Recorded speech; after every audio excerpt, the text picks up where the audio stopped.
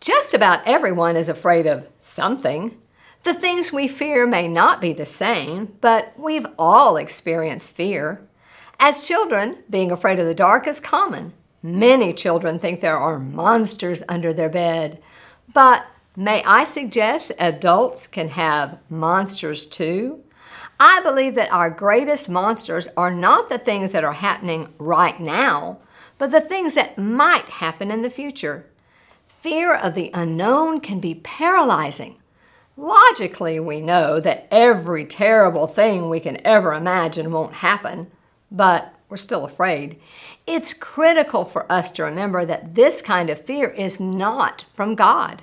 1 Timothy 1:7 says, "For God has not given us a spirit of fear, but of power and of love and of a sound mind."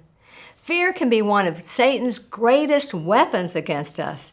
Today, there are many things in this world worth fearing. Our country is getting farther and farther away from God. Sexual sin is generally commonplace and openly accepted by our society. Standing for the truth is becoming more difficult, and one day soon it might actually be dangerous. So, yes, we may be afraid and even feel that there are monsters in our future, but we can't allow those things to keep us from living a life that's bold for the Lord. I feel there are times when we read about the hardships of the early Christians and think, that would never happen to us today, but it can.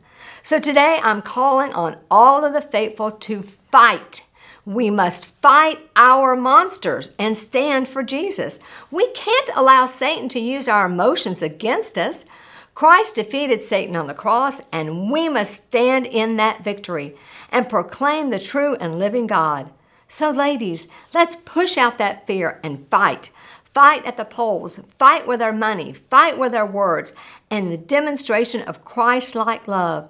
Let's all put on the whole armor of God. Ephesians 6:11. Put on the whole armor of God, that you may be able to stand against the wiles of the devil. We can do this. Let's all remember that God is bigger than any monster we will ever encounter. Let's push away our fear and never forget that God loves you, and so do I.